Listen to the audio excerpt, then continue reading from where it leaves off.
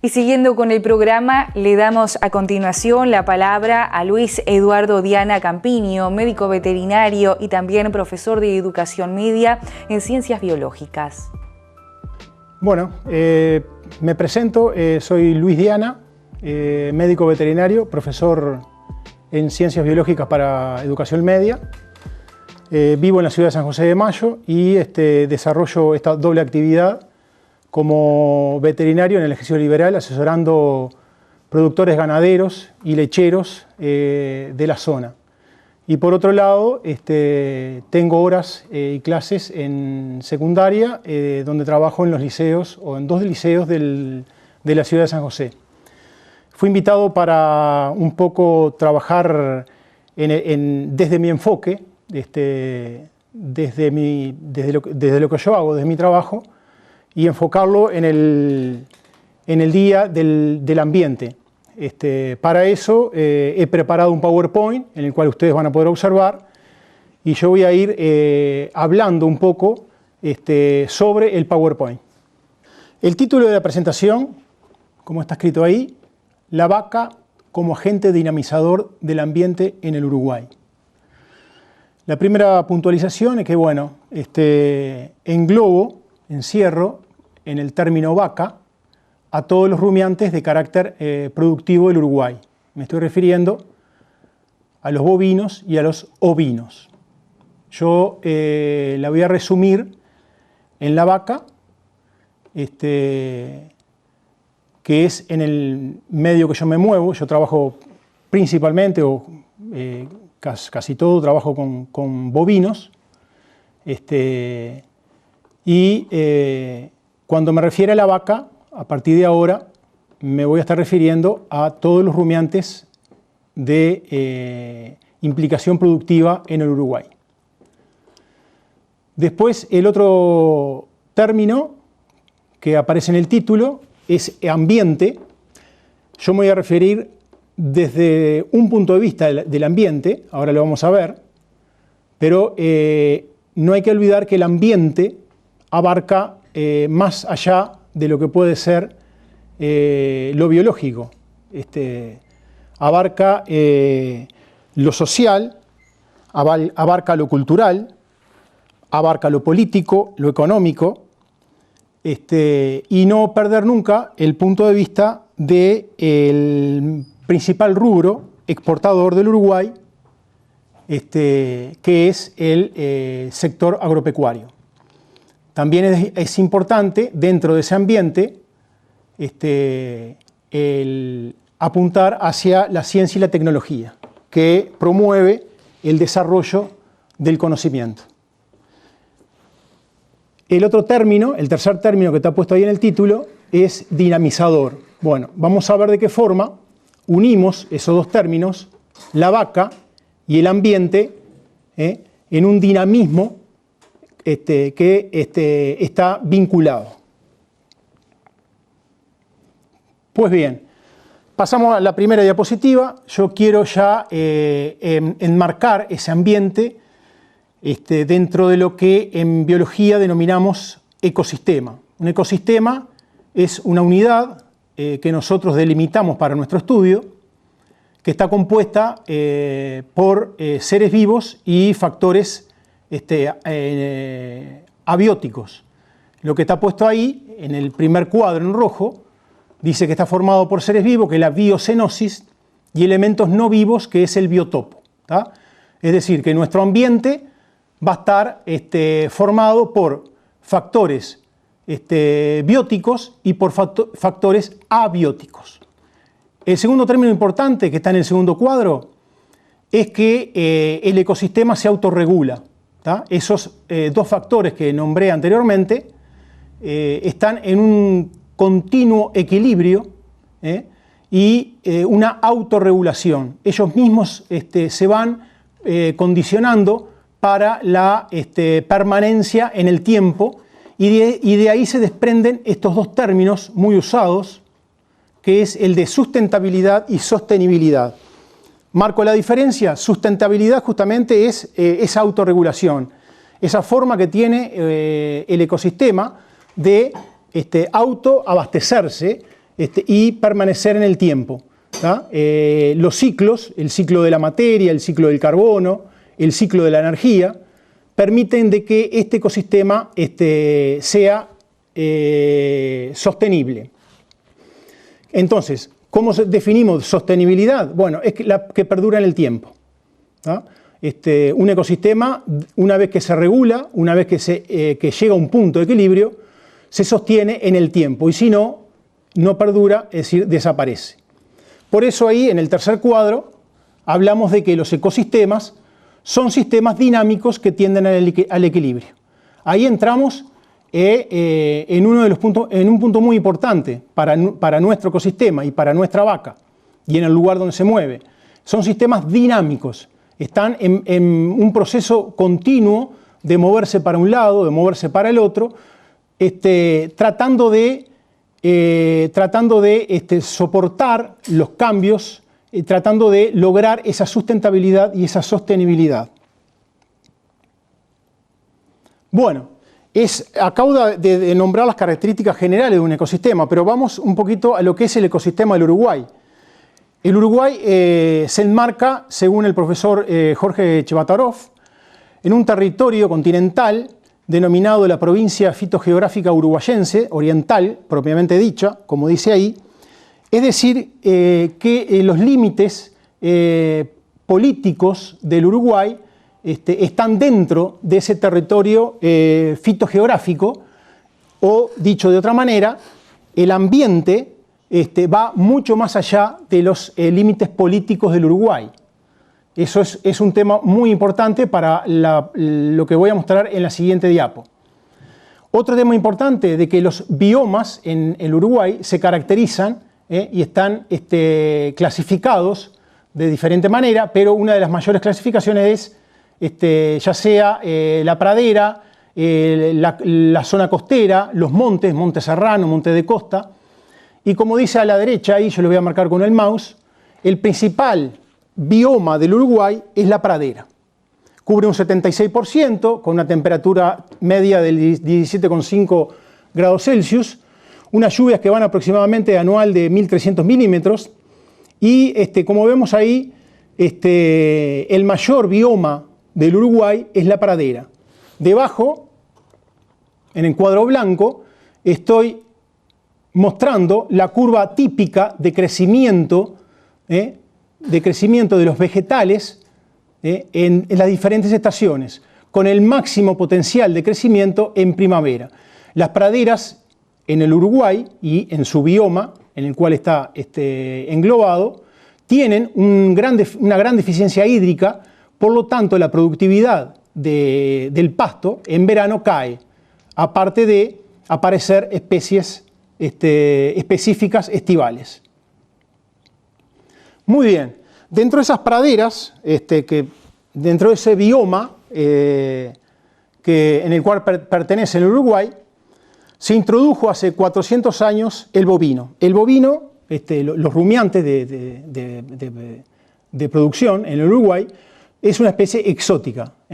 Hace 400 años, por allá, en el año 1617, de que lo sabemos de nuestra escuela, Hernando Arias de Saavedra, Hernandarias, introduce el ganado bovino, y ocurre que ese ganado, esa vaca, produce cambios en nuestras pasturas, y las pasturas que hoy vemos en nuestros campos naturales no son las mismas del bioma origen en el cual había previo a la introducción del bovino. Entonces, ahí viene un cambio dinámico de nuestro ecosistema. El ecosistema a partir de ahí comienza a cambiar, comienza a haber desequilibrio, pero a su vez ese ecosistema comienza a equilibrarse, vamos a decir, para hacerse sostenible y sustentable, en el cual la vaca forma parte del ecosistema y de nuestras praderas. Hoy en día prácticamente no queda ninguna pradera nativa, por llamarle de una manera, sino que fue modificada por nuestra vaca. A partir de ahí, como dice abajo, la pradera natural uruguaya ha sufrido cambios en la estructura y en la función de las comunidades vegetales. Entonces vemos como que ya desde el 1600 nuestra vaca comienza a modelar comienza a cambiar lo que van a ser nuestras praderas en el día de hoy, nuestras praderas naturales, ¿verdad? En el día de hoy. Ahora bien, una vez visto el ecosistema y el ecosistema del Uruguay, vamos un poquito a referirnos a lo que es nuestro rumiante, a lo que es la vaca. La vaca, como dice ahí, es un rumiante, es un consumidor primario dentro de la escala o dentro de la red trófica, la cadena trófica. El consumidor primario es aquel consumidor que consume el pasto, que consume el vegetal, es decir, va a consumir lo que producen los productores, que es el reino vegetal. Como primer consumidor del reino vegetal tenemos a los rumiantes. Nuestra vaca es un rumiante, tiene la capacidad de convertir el pasto en carne y leche como alimentos primarios y de alto valor biológico para el ser humano. Esto es un punto importante. El cambio, la transformación que puede hacer la vaca gracias a que es rumiantes de ese alimento que para el ser humano, que son los vegetales, es de bajo valor biológico, lo transforma en un elemento de alta calidad y de alto valor biológico, como es la carne y como puede ser la leche, como alimento. Y esto vamos a ver después que tiene una importancia para lo que es la producción en el Uruguay. ¿Por qué es un rumiante? Bueno, porque los rumiantes tienen la presencia de preestómagos, que son tres estructuras básicas que se colocan antes del estómago verdadero. Es decir, para definir, un monogástrico tiene un estómago verdadero, el ser humano es un monogástrico. Los rumiantes se les antecede tres estructuras denominadas preestómagos, de los cuales el rumen es el más importante. Por eso de ahí el nombre de rumiante, porque tiene principalmente un estómago, que es el rumen, que por volumen es el más grande, y donde se van a suceder una cantidad de eventos, tanto metabólicos como mecánicos, como microbianos, que le va a dar la posibilidad de justamente transformar ese pasto en leche o en carne. En el tercer cuadro vemos la foto acá, ya de los preestómagos, y vemos que principalmente, estoy marcando con el mouse, por volumen, el principal preestómago es el rumen. ¿Qué sucede en el rumen? Bueno, una degradación química de ese pasto y un aumento a través de la población microbiana, que va a ir aumentando el número, y junto con la rumia, que es la masticación, es decir, el fraccionamiento mecánico de ese pasto, va a ser degradado químicamente por la población microbiana. El evento metabólico que se produce dentro de ese rumen, ahí dice en el primer cuadro, ¿qué sucede en el rumen con los alimentos? Bueno, es un proceso de fermentación microbiana. La fermentación es un proceso metabólico anaeróbico que se produce dentro del rumen en ausencia de oxígeno por principalmente bacterias. Esas bacterias, a través del procesamiento del pasto, van a producir los elementos por el cual la vaca va primero a vivir, es decir, a mantenerse, a reproducirse y a producir ese alimento tan valioso que nosotros queremos, que es la carne y la leche. ¿Qué produce la vaca? Bueno, ácidos grasos volátiles, acético, propiónico y butírico, y crecimiento bacteriano. Esos dos productos, los ácidos grasos volátiles y el crecimiento bacteriano, van a ser el alimento que la vaca va a tener para su vida y para su producción. Esos elementos van a absorberse a través de las paredes del rumen, y el que no se absorbe va a pasar al resto del aparato digestivo. Pero, como ustedes lo ven ahí, no todo es tan bonito, porque en el proceso de fermentación se producen dos gases de mucha importancia, como lo son el metano y el dióxido de carbono o anhídrido carbono. El metano, el CH4, y el dióxido de carbono, el CO2, que van a ser liberados a la atmósfera por medio de la eructación. Entonces, haciendo un resumen, la vaca va a transformar el pasto en ácidos grasos volátiles, en cuerpos bacterianos, con eso lo va a absorber y va a producir nuestro alimento, pero en contrapartida genera dos gases, el metano y el dióxido de carbono, que son dos gases con efecto invernadero. Acá estoy un poco profundizando en el tema, no tanto tampoco para no aburrir. Bueno, a la derecha una foto, no es una vaca, es un novillito. Esta es la forma en que se estudian los gases que produce nuestro animal, nuestra vaca, con una bolsa donde recolecta los gases que produce principalmente por la eructación. Y vemos que a partir de acá, ahí se va a ver poco, no sé si se puede apreciar, de la glucosa, que es el componente principal del vegetal, a partir de la glucosa se van a producir los tres ácidos grasos, el acetato o el acético, el propionato o el propiónico y el butirato, el butírico.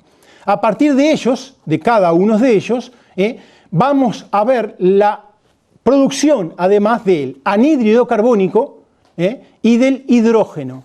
El anhídrido carbónico se va a liberar a la atmósfera por la eructación y el hidrógeno que se produce en la fermentación va a ser utilizado por bacterias metanogénicas que a su vez lo van a transformar, ese hidrógeno lo van a transformar en CH4, en metano, y van a aportarle al ambiente esos dos gases con efecto invernadero, y desde ya estamos viendo que nuestra vaca, que nos produce ese alimento de alto valor biológico, nos deja en contrapartida dos gases con efecto invernadero.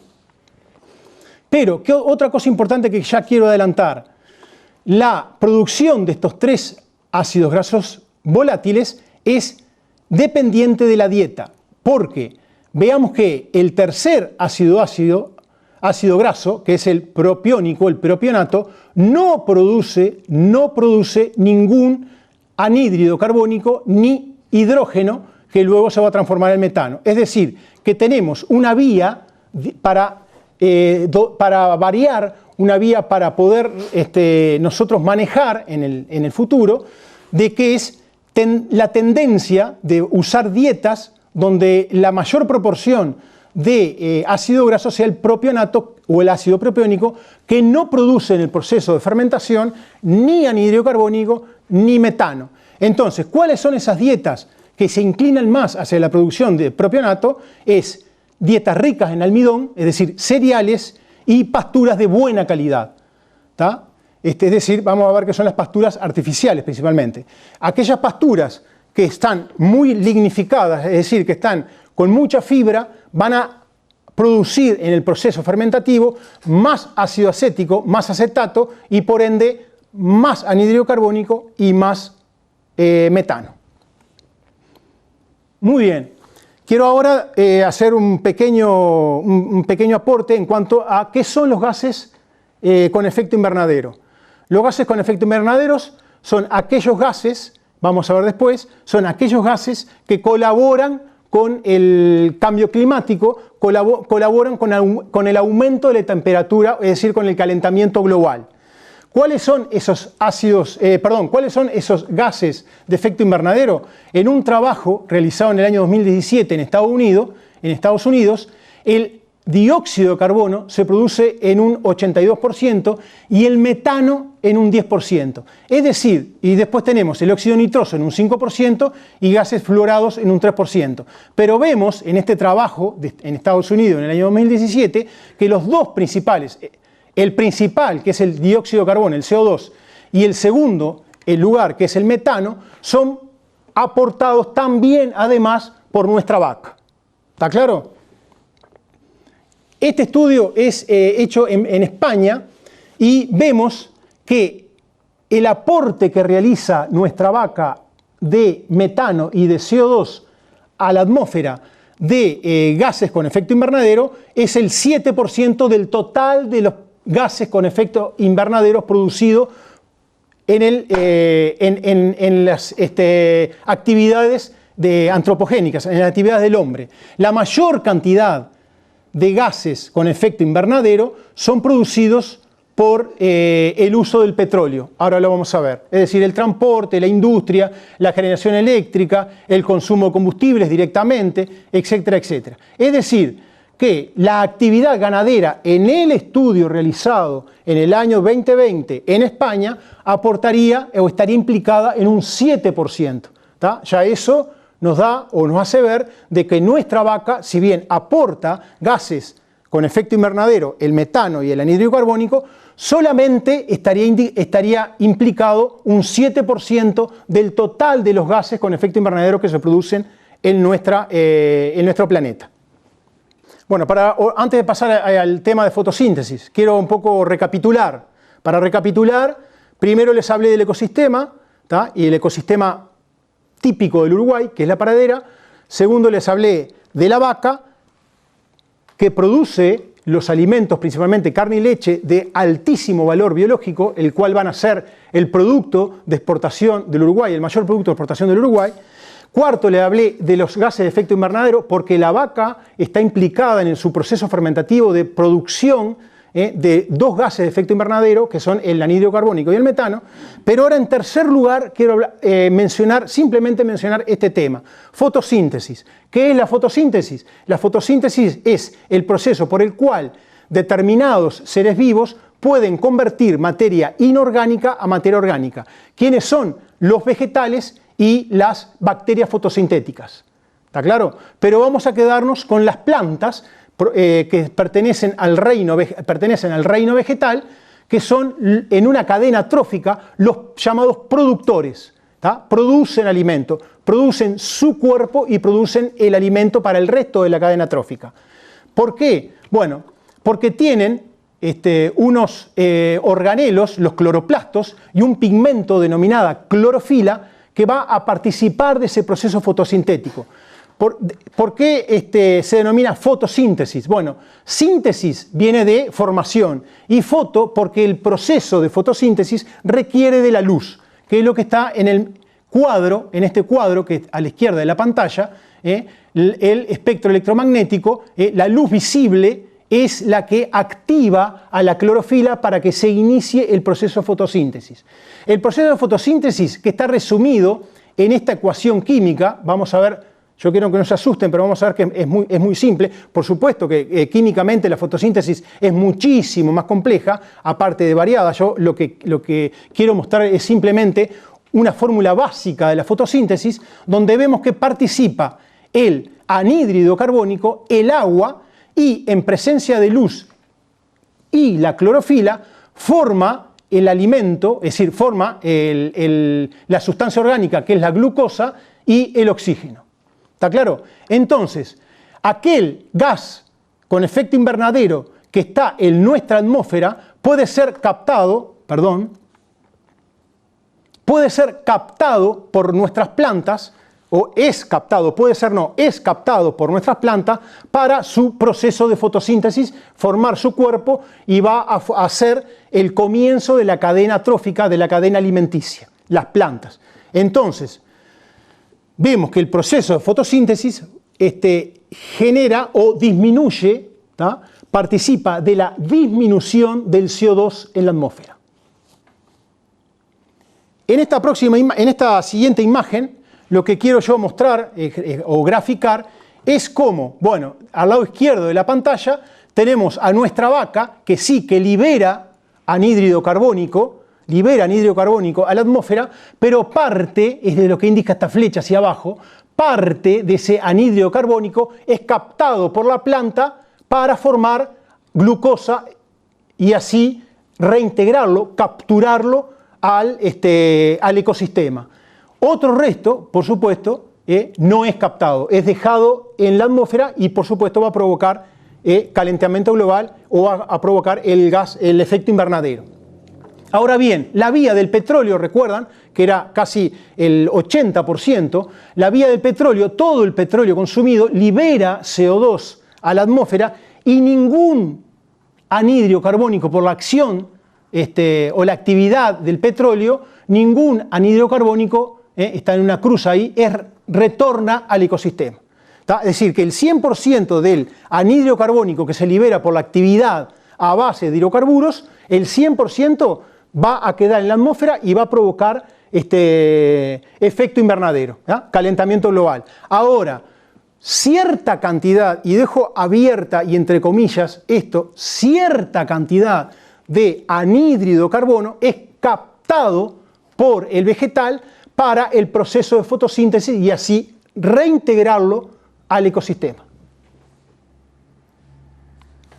En esta diapo lo que quiero mostrar, esto es un paisaje, un ecosistema típico de nuestro San José. No sé si se ve ahí el metano. ¿Qué ocurre con el metano en la atmósfera? El metano en la atmósfera con los años, 10, 15 años, se transforma, se oxida y se transforma en anhídrido carbónico. Es decir, que también estaría participando de esa posible captura para el proceso fotosintético a través de los años. Recuerden que el 80% de los gases de efecto invernadero producido es el CO2 y el 10% es metano. Bueno, de ese 10% que libera, del 10% total, pero del porcentaje que libera la vaca del CH4, es decir, del metano, gran parte o todo, con los años, es transformado en CO2 y parte es vuelto a nuestro ecosistema por la captura del CO2. Pasamos a otro tema. Voy a hacer de nuevo una recapitulación. Teníamos el ecosistema del Uruguay, que era la pradera, donde ingresa hace 400 años la vaca, donde va a ser un habitante típico de nuestras praderas. Después tenemos a la vaca, que es un rumiante que tiene la capacidad de transformar pasto en alimento, pero que tiene esa desventaja de producir gases con efecto invernadero, CO2 y metano. Luego hablamos de lo que son los gases con efecto invernadero, que principalmente se produce CO2 y CH4, anhídrido carbónico y metano, y luego les hablé del proceso de fotosíntesis, que la gran ventaja que tiene es la captura del CO2 para el proceso fotosintético. Ahora bien, quiero pasar a otro tema. El siguiente tema son los sistemas de producción en Uruguay. A grosso modo, así muy general, en Uruguay coexisten aún 3 sistemas. La producción extensiva, semi-intensiva e intensiva. La producción extensiva es ganadería a base de pastura natural. Es decir, que nuestra vaca va a consumir o va a vivir, a mantener y a producir exclusivamente de pasto. En esa pastura lo que va a hacer es tomar el pasto y transformarlo en alimento. La ganadería semi-intensiva es aquella que se produce a partir de pastura natural y praderas artificiales. Ya ahí lo que se hace sobre la pradera natural es sembrar, es cultivar praderas artificiales, pero se está produciendo materia orgánica. Es decir, el proceso de fotosíntesis no se corta en la pradera artificial. Si bien el hombre modifica, interviene en la pradera natural, pero continúa con el proceso de fotosíntesis a medida que la vaca lo va comiendo. Es decir, seguimos logrando ese proceso de captura. Y el tercer proceso, que es el intensivo, se hace también ya a base de pradera artificial, pero donde los animales consumen mucho grano. Recuerdan que unas diapositivas atrás mostré que la dieta a base de granos se inclina a la producción del propionato, que no produce el propionato dentro del rumen, no produce gases en efecto invernadero. Es decir, la vía ácido propiónico que viene de las dietas a base de grano no producen ni metano ni anhídrido carbónico. Es decir, que el uso o la producción a base, ya sea extensiva, intensiva o semi-intensiva, promueven parte de captura del CO2 o aquellas que usan solamente granos no van a producir gases con efecto invernadero. Quiero hacer una aclaración que en el Uruguay hoy los sistemas de producción son todos a cielos abiertos. ¿tá? No es como en otros países que es bajo galpones, bajo techo durante todo el año. No significa que en Uruguay en cierto momento los animales se encierren bajo techo, pero casi en un 100% todos, inclusive los feedlot, inclusive los encierros, se hacen a cielos abiertos. Entonces tenemos 3 tipos de producción. Y extensiva, semi-intensiva e intensiva. Los 3 van a promover, ya sea por una vía del ácido acético o del ácido butírico, promueven la captura de anhídrido carbónico, o por la otra vía, que es el ácido propiónico, no van a producir gases con efecto invernadero. Bueno, en la ganadería tenemos diferentes etapas. La cría, que es la vaca que produce el ternero, ese es una parte del ciclo que se hace en forma extensiva. En el norte del país se hace en forma extensiva. No es ni siquiera redituable usar granos o praderas artificiales, solamente en etapas, en el año, en etapas específicas, de mucha restricción. Pero en general, la cría del ganado, es decir, la madre que da un ternero una vez por año, se hace en una ganadería extensiva, es decir, a base de pastura natural. La recría sí, ya se puede usar a base de pastura natural o semi-intensiva. Se puede hacer, o hay lugares donde la recría se destina una pradera artificial. Y lo que es la etapa de engorde, la etapa de terminación, es decir, aquellas categorías que previamente se realiza un engorde forzado para el envío de los animales a frigorífico o para la terminación de la carne, se hace en forma intensiva y en general se puede hacer o con mucha pradera artificial o con mucho aporte de grano. ¿Tá? Reitero, también los 3 ciclos, tanto la cría, la recría o el engorde, también van a promover o la captura de anhídrido carbónico o la baja producción de gases con efecto invernadero. Y bueno, después tenemos en nuestra zona el tambo, la vaca nordeña y la vaca seca y la cría y la recría, que también se hacen en un sistema semi-intensivo e intensivo. El tambo que nos va a dar el alimento, la leche, también de alto valor biológico. Con las mismas características que la ganadería en cuanto a lo que es la captura de anhídrido carbónico o la producción de metano y anhídrido carbónico. Bien, pasamos a otro tema. Recuerden que yo después voy a unir, voy a atar todo esto. El otro tema importantísimo es la salud. ¿Tá? La salud, hoy considerada, es muy común hoy escuchar el tema, como por el tema de la pandemia, el coronavirus, ya comenzamos a hablar de una sola salud. Una sola salud, hablan los animales y el hombre. Hay una sola salud. Bueno, yo diría que la salud, una sola salud, es del ecosistema. ¿Tá? En un ecosistema saludable van a estar saludable tanto el biotopo, es decir, tanto los factores abióticos como la biocenosis, todos los animales que participan del ecosistema.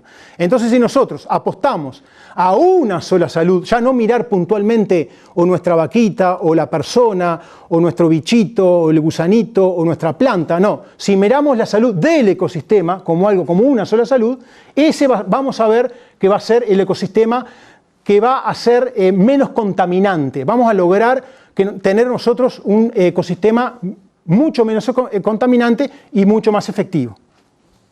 En cuanto a la salud, yo me voy a detener un poquito, ya que soy veterinario.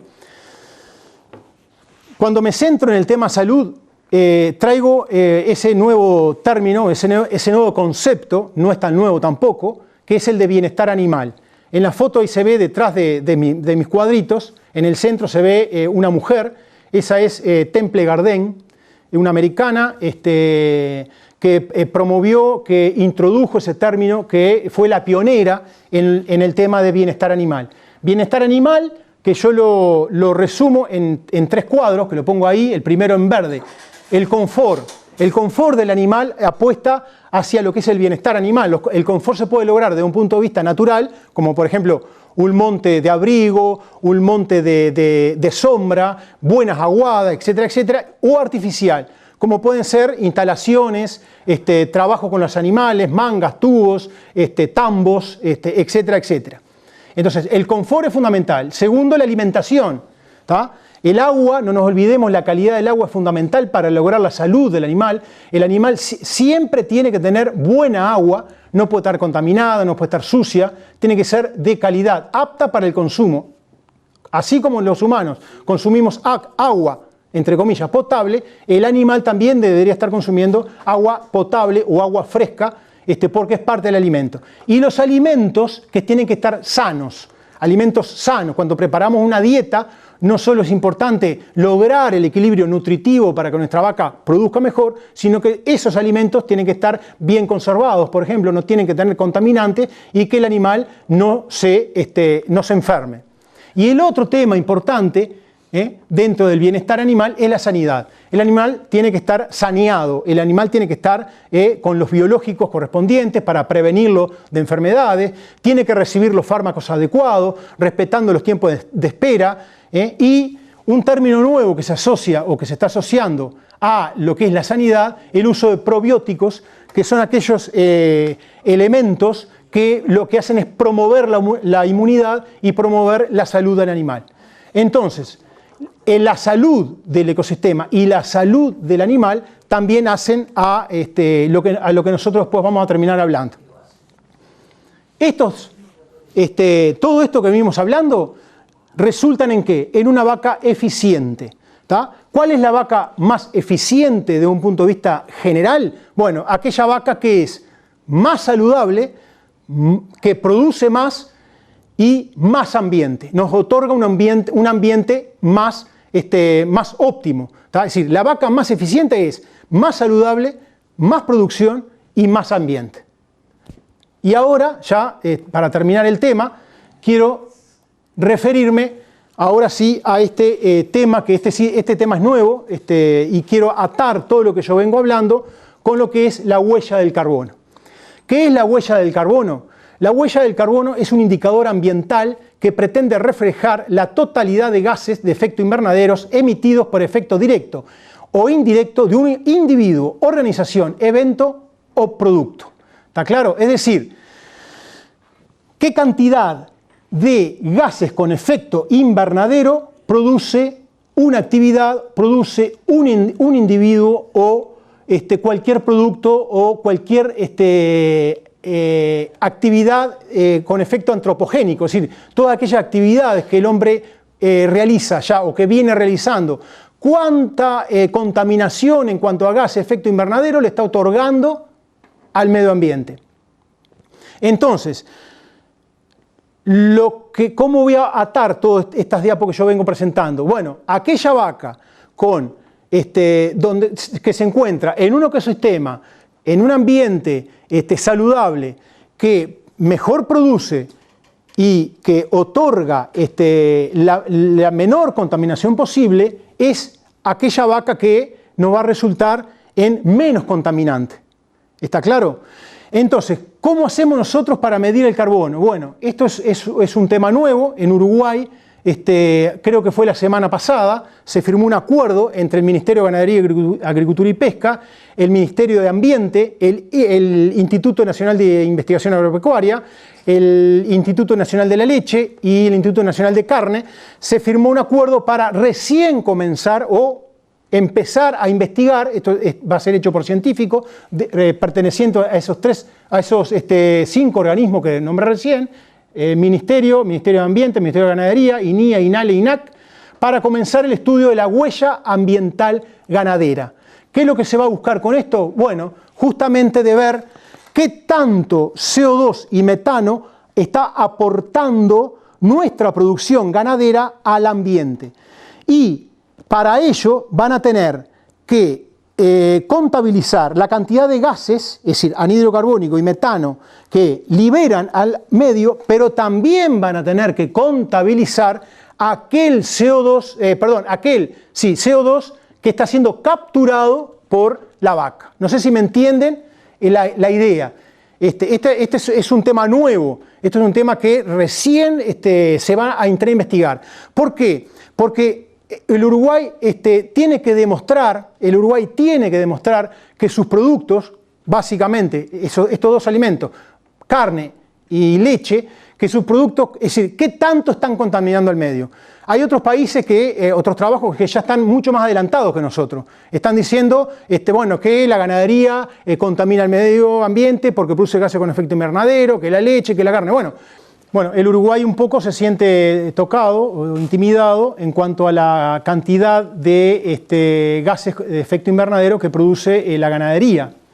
Para eso deberá demostrar la cantidad de contaminantes, es decir, la cantidad de gases con efecto invernadero que libera la actividad ganadera a la atmósfera, pero por otro lado tiene formas de medir qué cantidad se captura de carbono gracias a ese proceso, vamos a llamarlo, de renovación de la pastura. Es decir, estimula, la ganadería estaría estimulando la fotosíntesis y por lo tanto ahí hay una captura de carbono y tendría que ser puesto en la cuenta como una devolución. Es decir, yo produzco o la vaca produce tanto carbono, tanto anhídrido carbono que libera el medio, pero la vaca también, en su actividad como consumidor primario y usando como el alimento la pastura, está realizando una captura de carbono, es decir, que estaría devolviendo carbono de la atmósfera al ecosistema.